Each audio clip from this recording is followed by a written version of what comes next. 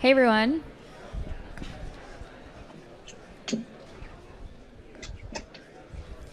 So I think this is our first online and IRL panel of the day. So just kind of bear with us if there are any technical difficulties.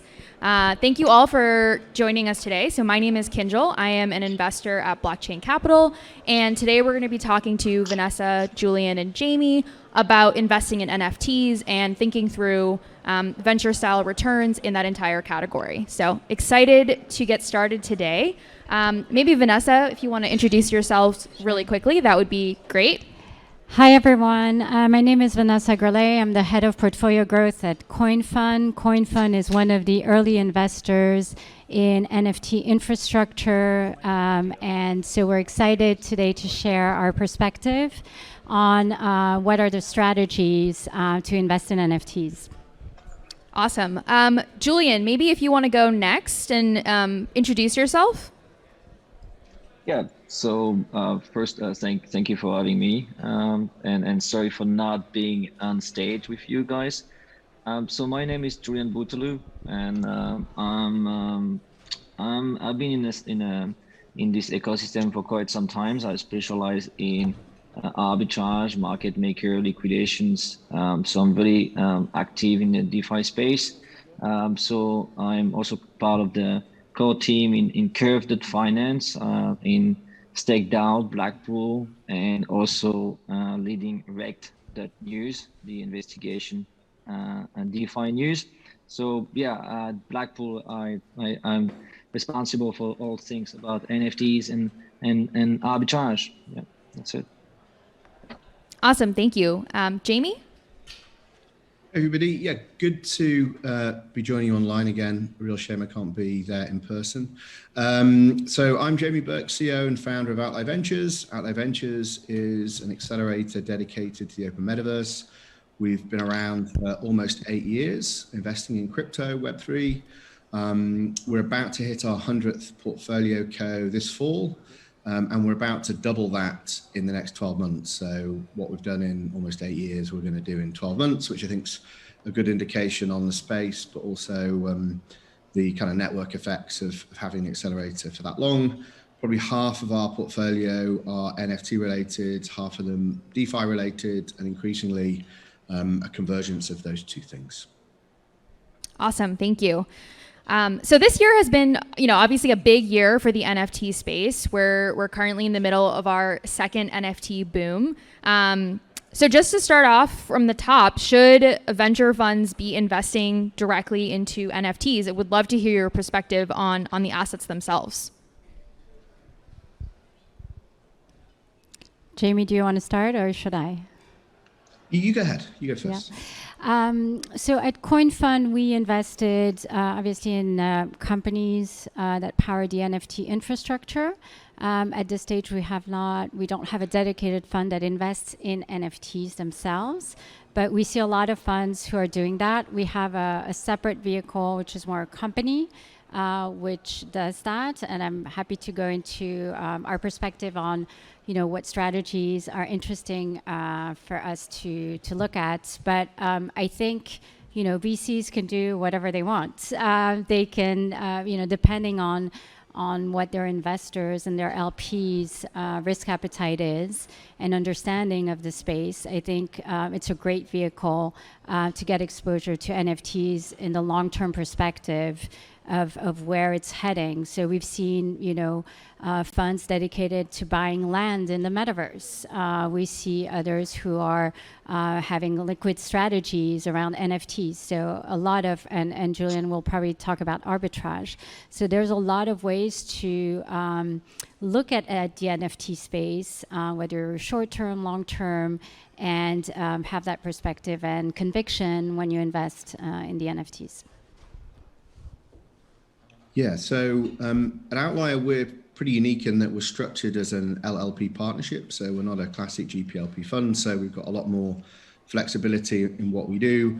We're also an accelerator. So typically we're working with pre-seed, seed stage startups. So we might take equity exposure and then fungible tokens, and then end up with NFTs. That's kind of originally how it began happening. And now it's kind of a more intentional part of our strategy with working with projects. Increasingly, we're seeing projects come to market with a mix of those things. So they might initially be building out a franchise with equity. They might first launch with an NFT because, to be honest with you, it's very easy to raise, effectively crowdfund, several million relatively simply for that franchise, which is non-dilutative to the equity of the company, but then also it doesn't kind of give away any of the supply in the fungible token, so it doesn't kind of debase the underlying economy that they're trying to build. So we're actually seeing people prioritize, if it's relevant, prioritize NFTs over launching a fungible token. That's kind of pushing back the fungible token component.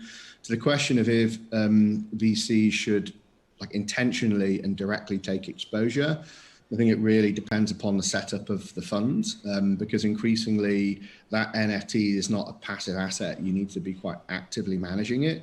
Julien can probably speak to that better than most with what he's doing with Blackpool. But increasingly that token in a play to earn context, for example, is something that you need to put to work. Otherwise it might decay, it might depreciate in value, or at least it's not going to appreciate in value. And so it's interesting, you're starting to see things like Yield Guild Games by Gabby Dizon, who are explicitly kind of putting together scholars where you can effectively put your assets to work. You can have people play that game. And you can kind of share in the upside. So I think that it's probably something that takes some consideration from a traditional VC that perhaps is operating on a fairly simple management fee and might have a relatively small team. Like, how are they actually going to participate in this? For example, at Outlier with 100 strong portfolio now, we're probably going to have to hire several people to kind of actively manage the different types of NFTs that we're going to be getting over that format. Well, you can ask Blackpool if you want. We'll be happy to manage them. I'm going to do it. Don't worry. I'm just waiting to meet you in person so we can go over a beer, Julien. Yeah, I mean, we've been investing a lot in the NFT area. We started investing in CryptoKitties so it was like in the early days of the NFT craziness. But now what we do, we invest in all the different projects that we believe we can do like a passive yield. So as mentioned by Jimmy, like play to earn or those different things. For example, we were like very, as investment, we invest in equity side of Sora or Sorare, which is now probably one of the biggest unicorn in the equity on blockchain in Europe. And then having this kind of investment, then we had to decide how we wanted to play with the portfolio, wanted to play with our position in the company. So that's why then we kind of created Blackpool, which is specialized kind of like quantitative hedge fund, where we either invest in company, we manage portfolio, and we have different strategy on the NFT that we purchase. For example, like as mentioned with Jamie, we also have YGG, but Axie Infinity. We had the biggest one in Sorare. We top 3 in Axie Infinity, and that's what we've been trying to work on, is having multiple different verticals. One is in play to earn in gaming, one is in Metaverse, one is in arts, and also now starting to invest into speculation, because the thing is, we're not 100% sure if the speculation of those different NFT that might have a utility in the near future. And this is the bet that we're trying to make, but we only invest 20% of the portfolio because we cannot really guarantee a passive yield right now. But now with the different DeFi projects that are coming, for example, lending. So now we are betting on the fact that those very speculative assets will be able to be deposited inside lending platform, and we can borrow capital against, and we can then play into leverage, options, futures, and all the different traditional products that we used to use in traditional finance. Yeah, I'd love to kind of go a little bit deeper there in this concept of active management of NFTs versus passive, right? So NFTs are increasingly becoming something where you have to manage a portfolio in a, not so similar or not so dissimilar to the way you would manage a hedge fund or some sort of liquid portfolio. So I'm curious if you have any particular strategies or ideas around funds that are investing into NFTs, what they should be doing, what are some of the best practices or some of the interesting areas to focus on there? So I think it really depends on the initial strategy that you're putting together, right? So if you're investing in the NFT asset itself, you're really, investing in the price appreciation and seeing what increases the valuation of your asset, right? So you can get passive yield. You can use NFTFI to sort of lend your NFTs and get a loan. There's ways to create immediate yields, but the question is, what is important for NFTs price appreciation? Is it the liquidity? Is it the owner? Is it the history of the NFT? Is it where it stands in the history of crypto, like the CryptoPunks? Is it iconic? And so all these dimensions need to be actively managed by the funds or the investor, because they're tightly related to the future value of the NFTs. And then there's other techniques like fractionalization. We've seen with the Dutch NFT, immediate tangible increase in value when the NFT was fractionalized. So is that one strategy that you can deploy once you have an iconic NFT, and what will be the value of these fractionalized items in the future? I think time will tell. We don't have a real view of where it is. We see the immediate upside, we see the immediate gain, but in the long term, what does it mean to have a fractional portion of an iconic NFT? Right now, fractional art is doing that, and so as you have a portion of that NFT, you're part of a community. And I want to stress how important that is in the crypto world and the NFT world. And I'm here more on the NFT art part, because community matters, unlike other traditional investments that you can do. Yeah, absolutely. I mean, I think I'd build on that concept of community, because you're right, it's a really important word, especially in the context of NFTs, especially as NFTs, or some NFTs end up having this kind of access token function, where effectively they perform as access into a community with increasing forms of utility. Sometimes you know it up front, sometimes you don't. It's kind of like they surprise and delight with increased utility, like with the Mutant Ape drops that happened with Bored Ape Yacht Club recently. And because of that, I think that the DAO structure is really well suited. And again, Julien can probably speak to that better than me, because effectively, a DAO is a community, it's an investment community, or however you want to define it. And so, giving access from one community via the NFT into the community of DAO holders becomes quite powerful. Recently, I kind of got some early access into something that Dolce & Gabbana were doing with their current drop around this digital couture piece. Putting aside the wearable itself, it gives you access, like almost VIP access, into the Dolce & Gabbana franchise, which I'm sure would be really appealing to lots of individuals, but most likely, given the price tag, is probably going to be bought by a DAO dedicated to fashion NFTs.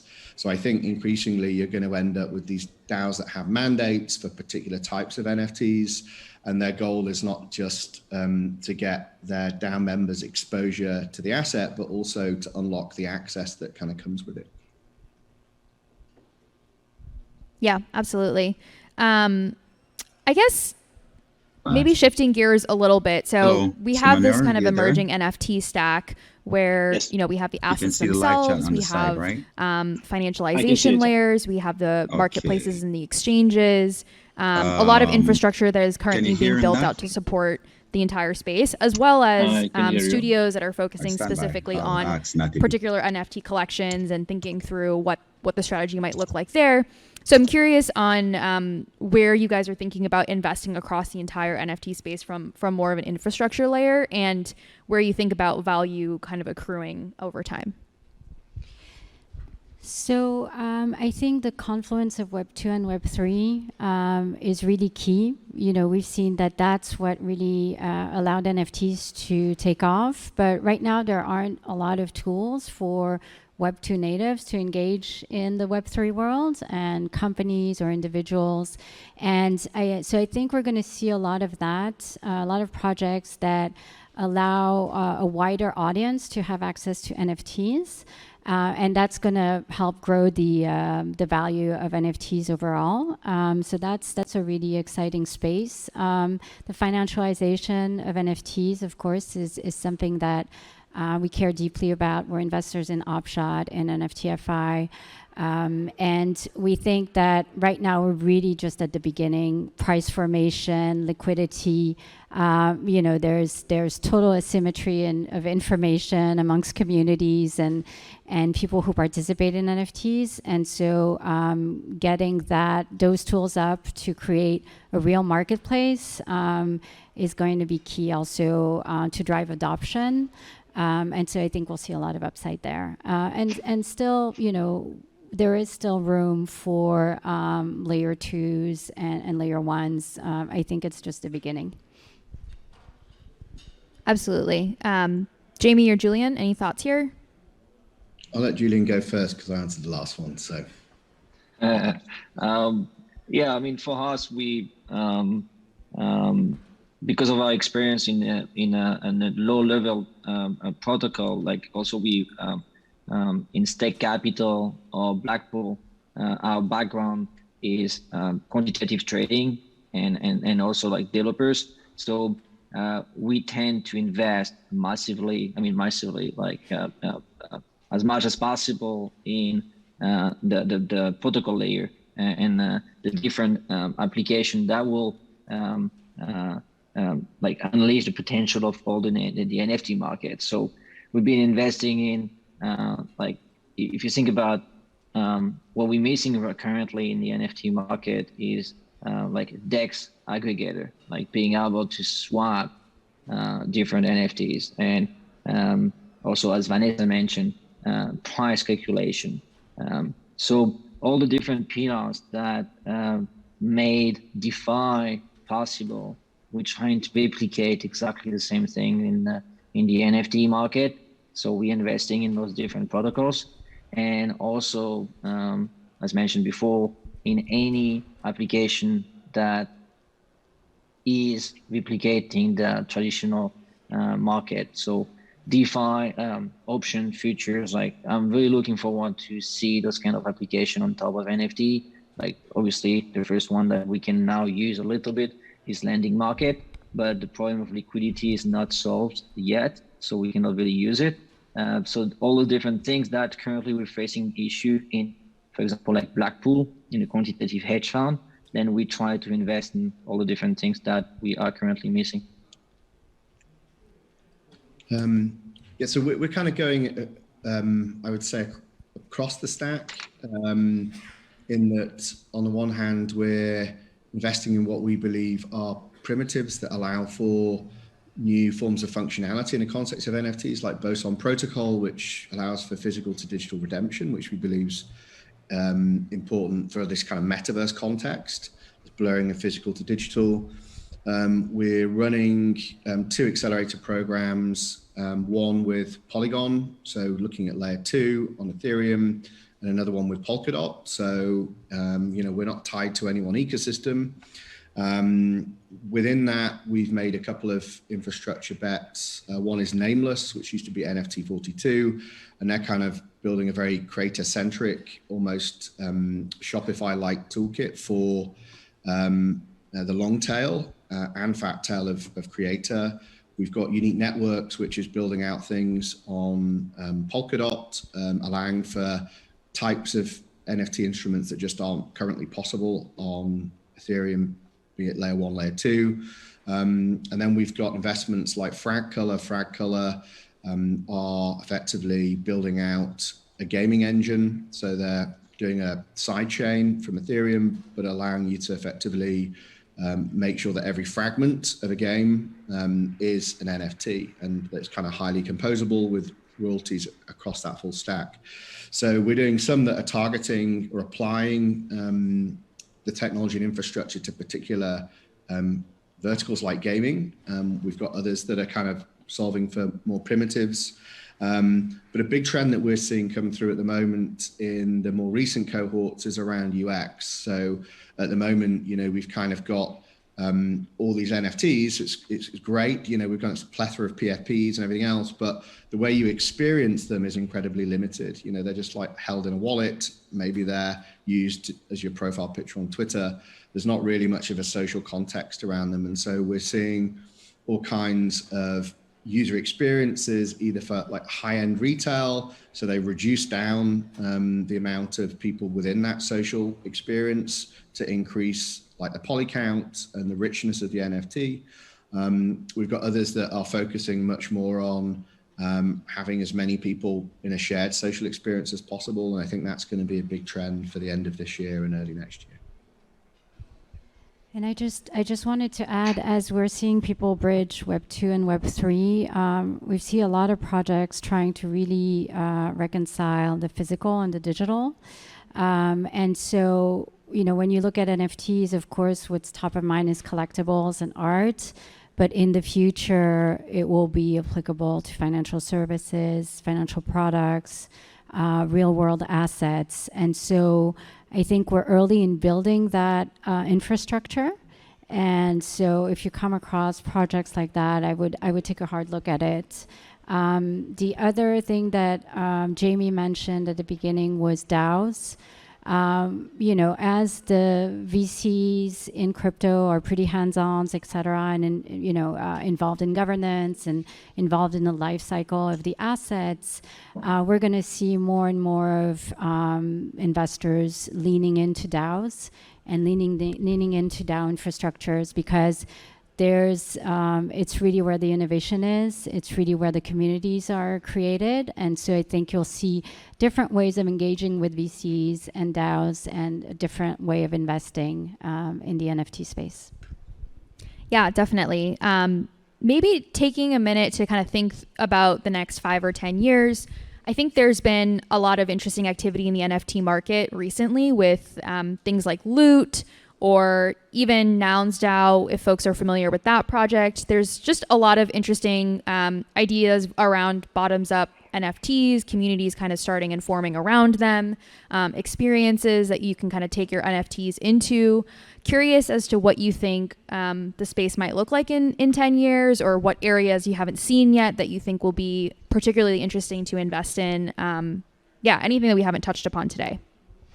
So NFTs are, is the new social media. It's the way we show up in the world. It's the way we represent our interests. It's the way we connect with communities. And so right now we're seeing it, very lively in the crypto community and branching onto the art world. But we're going to see that at a global at a global scale in the future. And I think that's where the innovation is going to be. And so whether, the regulation will tolerate that pace of innovation, we'll see. But I think this is really, for me, it's the new social media. It's the new loyalty point. It's the new way enterprises are going to engage with their customers. And everyone will have an NFT. Social validation and social engagement will go through that. Amazing. So from our side, I wouldn't try to guess what's going to happen in the next 10 years. I wouldn't even try to guess what's going to happen in the next week. It's so weird and wonderful. Just some of the projects that you mentioned, I'm still like scrambling. I've got an 8-year-old daughter, so like the weekends I try to switch off, and like by Sunday I'm like stressed because I feel like I'm not gonna make it. Yeah, it's just like how do you keep up with that, right? And we've got 40 people full time and like degenning, and like still it's impossible to know what's going on. But what I would say is that two trends are really interesting, and I think you mentioned loot and stuff, but I also think you can see what's happening with Bored Ape Yacht Club. This was a project that's not even a year old. At one point, it was around $1 billion market cap. I don't know what it is now, given the markets. They're being sold at Christie's. And the really cool thing about it all is, of course, that if you own the ape, you own the IP and the ability to exploit it however you want. And so that's like a big change from what we saw with Lava Labs. And we've now got it where people are like creating derivatives. They're creating derivative artwork. They're creating derivative franchises like wine, avatars, in a totally permissionless way. And so there's this kind of trend around bottom-up ecosystem franchises. It's like you have Disney and you just turned it inside out.